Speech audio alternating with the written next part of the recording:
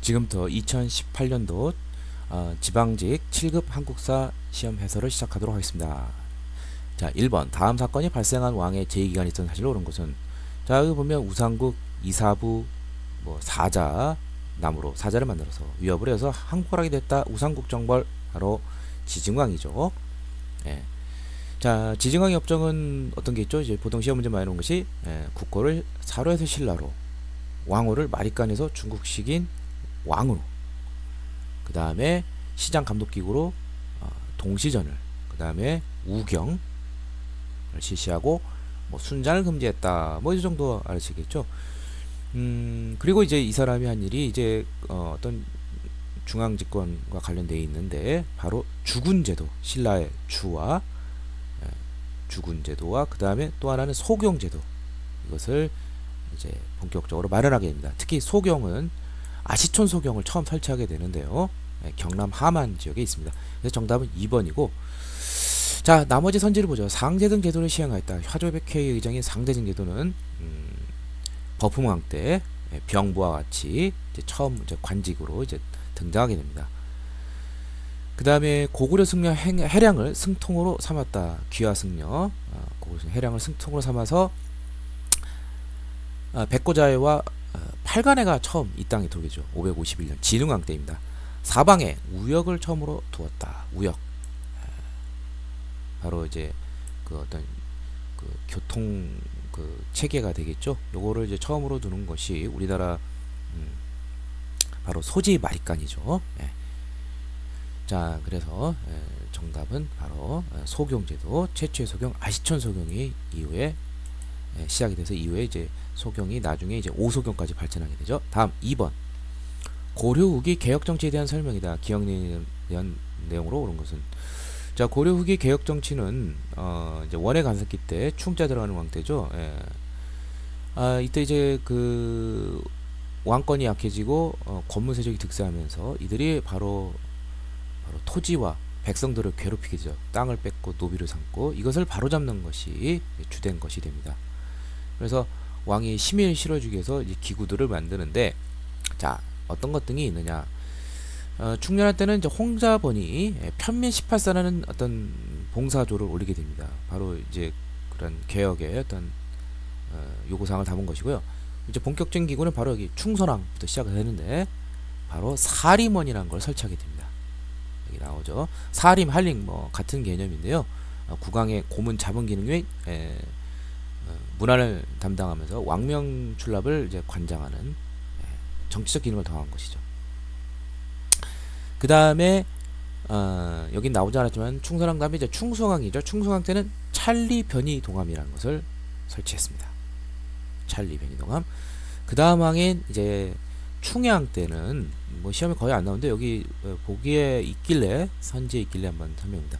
바로 편민, 바로 백성들이 편의를 도모하는 거죠. 조례 추변 도감이라는 거예요. 추변 도감이라는 것을 충양 때 설치해서 개혁을 하고자 했고요.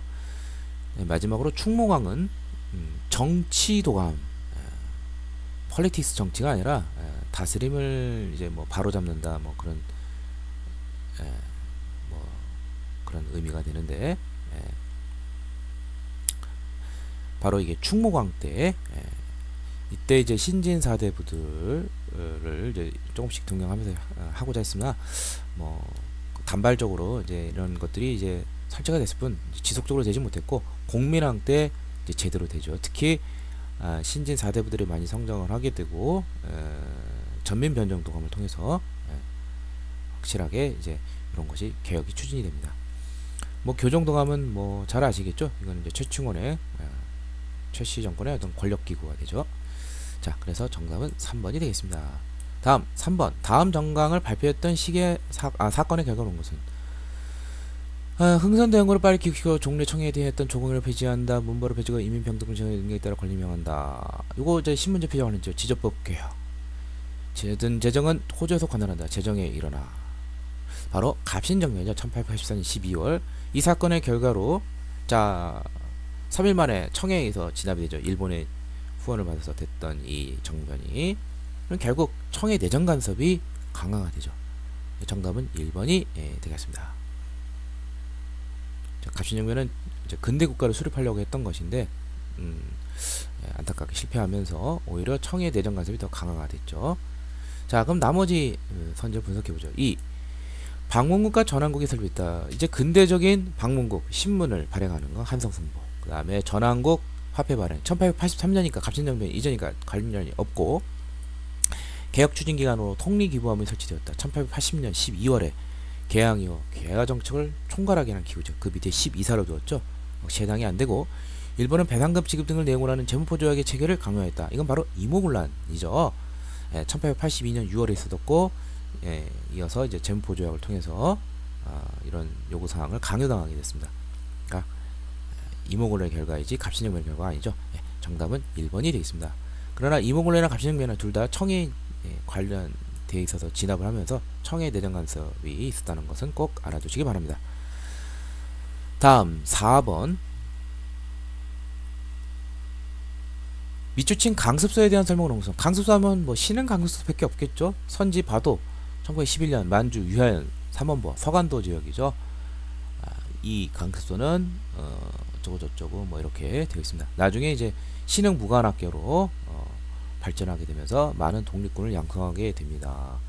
그러니까 1911년 국권 비탈 이후에 이회영, 이시영 등 육형제 등 뭐 이상용이라든지 집단으로 신민회원들 일부가 여기도 이주를 해서 독립기지로 활동하면서 독립전쟁을 준비했던 것이죠.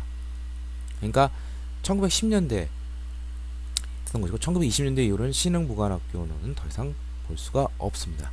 자, 그래서 정답은 2번이 되겠습니다. 이회영 등이 사만의 대갑부였던 이 가문 형제들이 오늘날 돈으로 수백억, 뭐 천억이 넘는다는 설도 있는데 다 바쳐서 바로 삼원보의 독립기지를 건설하죠. 경학사라고 하죠. 밥 갈면서 공부한다. 일하면서 싸운다. 뭐 그런 개념이라고 볼 수 있겠죠. 자, 그래서 노블레스 오블리제를 실천한 그런 대표적인 인물이 바로 이회영이라고 볼 수 있죠. 형제들. 다음 선지를 보면 일제가 만주군과 체결한 미스 협정으로 폐기되었다. 그 전에 이미 더 이상 기능을 못하게 되고요. 이제 1925년이죠. 그 협정으로 폐기된 것은 아니고요. 대한민국 정부가 출범함에 따라 상해로 근거지로 옮겼다. 간도에서 여기로 올 일이 없죠. 상해로. 그 다음에 중일전쟁 이후에 조선민족전선연맹 산하 조직으로 편입됐다. 이게 바로 그 유명한 김원봉의 조선의용대가 되죠. 1930년에 결성이 된. 자, 신흥강습소, 서간도 삼원보, 신민의 회원, 이주, 이회영 형제 잘 알아두시기 바랍니다. 5번. 다음 자리에 해당하는 국가에 대한 설명을 옳지 않은 것은. 자, 이거는 이제 신당서에 나오는 당나라니까 이제 뭐 통일신라밖에 될 수밖에 없죠. 재상가는 녹이 끊이지 않았다. 노동이 3,000명이고 어쩌고 저쩌고 뭐 굉장히 호화스러운 생활을 볼 수 있습니다. 통일신라기 귀족들의 호화스러운 생활. 이들은 이렇게 잘 사는데 곡식을 구워서 백성들이 못 갚으면 노비로 전락하게 되죠. 자, 아무튼 이거는 이제 통일신라에 대한 설명으로 틀린 것을 찾는 겁니다. 탁 봐도 4번에 보면 지방에서 수치한 조세를 수도로 이송하는 좋은 체제가 확립됐다. 이거는 고려 시대부터 나오게 되는 거죠. 좋은 체제는. 통일신라 이때는 이게 없었어요. 그래서 이제 이렇게 뭐 조세 수치 거부 뭐 이런 것이 신라 말에 있기도 했죠. 자, 천문박사 누각박사를 두었다. 고대 국가에서는 이제 학문에 정통한 사람은 이제 박사 이것이 있었죠. 신문학 때 세운 국학 이런 데 이제 박사제도. 인구는 남녀 각각 연령에 따라 6등급, 인정의 다과에 따라 9등급. 바로 신라 민정 문서죠. 일종의 토지와 인구, 그 외에 뭐 잡다한 생산물을 조사하는 대장이라고 보십니다. 수도에 서시와 남시가 새로 설치되었다. 통일 전에는 지중왕 때 아까 말했던 동시가 있었다면 인구가 늘어나면서 시장이 더 생기죠. 서시, 남시까지도 새로 생기게 되었다. 맞는 말이죠. 정답은 4번이고 좋은 제도는 고려시대 이유가 된다. 다음 6번. 고려시대 성리학의 수용 과정에 대한 설명으로 옳지 않은 것은. 자, 성리학의 수용 과정을 간략히 정리해보면 뭐 안양이라고 들어봤죠. 이분이 이제 1290년에 스스로 이제 원에 로부터 이제 성리학을 자기가 이제 수용하게 되는데, 이제 안양이 직접적으로 다른 사람을 가르친 거 없고 실질적으로 이제 성리학의 어떤 학파를 이루는데 계보가 되는 그 가장 윗선이 바로 백의정입니다. 이 백의정이 직접 원에 가서 성리학을 배워가지고 예, 충렬왕 때죠. 그 다음에 이 사람의 제자가 바로 이재현이 됩니다. 이재현이 충선왕이 이제 1314년 북경, 영경이죠. 여기서 이제 망원당을 세우고 조맹부 등 원해학자들을 교류하면서 성리학에 대한 이해를 더 심화시켰습니다. 이재현이 귀국을 해서 이 사람이 이제 이세계를 가르쳤죠. 이세기 공민왕 때 성경관을 이제 다시 이제 순수한 유학 기관으로 탈바꿈되면서 이제 책임자가 되죠. 그러면서 이세기, 여기 안양을 이색으로 치면 딱 맞는 진술이죠. 정몽주, 권근, 정도정 등을 가르쳐 성리학을 더 확산시키고 신진사대부들이 양성이 되었다, 이렇게 보시면 되겠습니다. 특히 정몽주는 굉장히 그 권위가 있어요. 그래서 동방이역의 원조를 해가지고 오히려 이제 사림들이 크게 떠봤던 그런 인물입니다. 그리고 김문정이라는 사람이 원에서 공자와의 화상 그림과 각종 서적을 구해오기도 했다. 뭐 이런 내용도 알아두시면 되겠습니다. 그러니까 고해보, 안양이 수용하고 백의정, 이재현, 이색, 정몽주 이렇게 이어지는 계보를 잘 알아두시기 바랍니다. 그래서 정답은 3번이 되겠죠. 안양이 아니라 이색이 되겠습니다. 다음 7번. 다음은 고려 조선시대 토지제도의 폐단을 기술한 것이다. 이를 시정하기 위해 실시한 내용으로 옳은 것은 이렇게 있습니다. 권문세조. 고려 말에 권문세족의 대토지 소유와 토지 겸병으로 국가정의에 부족해졌다. 이 문제를 해결하기 위해서 바로 1391년 바로 신진 4대부들 주도로 해서 바로 과전법이 실시가 되죠. 일단 권문세조 다 몰수한 다음에 다시 재분배하는데 전국 대상이 아니라 경기 지역에 한해서 되어 있습니다. 그래서 1번은 권문세족이 겸병한 토지를 몰수하고, 여기 보면 안돼, 전국 토지의 수조권을 관리하기 증명이 아니라 경기 지역이죠. 그래서 틀렸고요. 자, 그런데 이제 그 과전법에 문제점이 있죠. 바로 수신전, 휴량정, 공신정 이런 면목으로 원칙적인 세습이 안 되는데 세습이 사실상 돼버려요. 그래서 신진 관리들이 줄 토지가 부족합니다. 그래서 나온 것이 바로 직전법이 되겠죠. 자, 근데 그러면 이제 직전법이 내용이 나와야 되는데, 여기 보면 공신전을 몰수하고 신진 관료에게 수조권 지급을 중지하였다가 아니라 현직 관료에게, 그러니까 이제 신진 관료는 주는 것이고 전직 관료에게 빼는 거죠. 그리고 수신전, 휴량전 이런 것 등을 폐지하였습니다. 그리고 세조는 이제 공신도를 우대했기 때문에 공신전을 몰수하는 조치까지 나가지도 못했습니다. 자, 그 다음에 자, 이제 과전법, 직전법 하에서도 여전히 수조권을 이제 주는 것이 되는데, 문제는 이제 어떻게 해서 농민으로부터 조를 거두느냐. 자, 수조권을 받은 관료가 권한을 남용할 수 있는 그러한 상황이었습니다.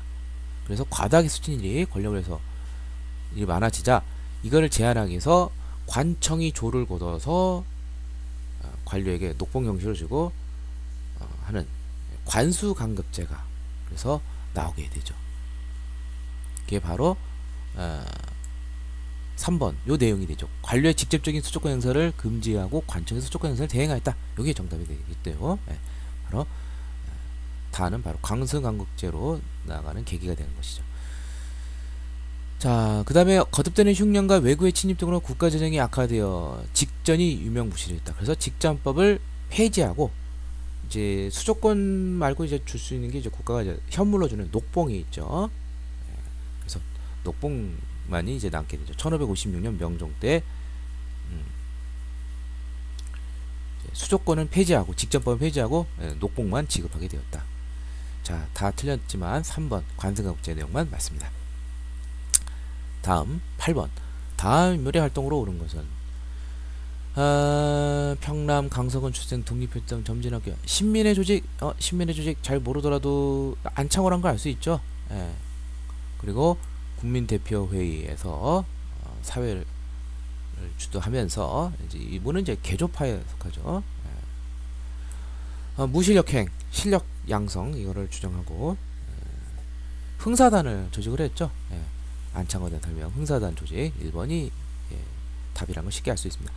한일국단을 1931년 창단했다. 이건 김구 선생이죠. 이봉창 윤복이를 하려고. 헤이그 특사로 파견했다. 이것은 이제 3EC가 있죠. 이상설, 이위종, 이준. 그 다음에 대한매일신보에 1908년 독사실론이 있다. 이건 민족주의 역사자 신채호에 대한 설명이죠. 그래서 정답은 흥사단 조직 안창호 설명 1번이 되겠습니다. 9번 갑오개혁 때 시행된 내용을 옳지 않은 것은, 이제 갑오개혁만 나왔으니까 1, 2차 갑오개혁을 다 총괄적으로 얘기하는 것이 되겠습니다. 자, 1차 때는 주로 정치, 경제, 사회, 그 다음에 2차 때는 지방제도, 사법제도, 교육제도 이런 개편이 있었습니다. 자, 하나씩 보죠. 1. 사법권을 행정부에서 독립시켰다. 이게 2차 갑오개혁 때죠. 재판소를 설치해서 따로 시켰고요. 그 다음에 요 3번도 지방제도 개혁이 됩니다. 9년자 8도제 폐지하고 전국을 23부 330으로 재편성했다. 그 다음에 1차 때 그 조세 급납파라든지 신식 화폐 발행 장정을 반포해서 근데 일본 화폐 유통을 허용하였다. 근데 이건 뭐 이제 헷갈리기라고 한 것 같은데 허용이 됐겠죠. 상식적으로 볼 때 뭐 이거를 금지할 수는 없죠. 왜냐면 일본의 어떤 약간 주도적으로 한 것이기 때문에. 자, 그래서 그렇지만 이제 확실하게 2번이라는 건 틀릴 수가 알 수 있습니다. 자, 내장원에서 이 내장원은 뭐냐면 황실 재산을 관리하는 그런 기구입니다. 이거는 이제 그 광무개혁 때 이 내장원이, 이게 원래 이제 재정을 담당하는 뭐 탁지아몬이라든지 탁지부, 여기가 이제 전담을 해야 되는데, 이게 대한제국 이후에는 대한제국은 이제 고종이 이제 자기가 믿을 것은 군사력과 돈이에요. 그래서 뭐 원수부를 설치해서 군권을 자기가 직접 통수하고, 또 하나가 이제 내장원을 통해서 이제 모든 조세 수입 이런 것 등을 이제 거의 독점하다시피입니다. 특히 이 전매 부분 있죠. 뭐 광산, 홍산 이런 부분을 이제 싹 쓰리해 갑니다. 그래서 관리들이 줄 봉급도 탁지부가 돈이 없으니까 여기서 빌렸을 정도였어요. 그러니까 이건 광무개혁 때 그런 내용이 되겠습니다. 정답은 2번이 되겠습니다. 다음 10번 기자에 대한 인식의 변천을 설명한 것을 옳지 않은 것을 이렇게 되어 있습니다.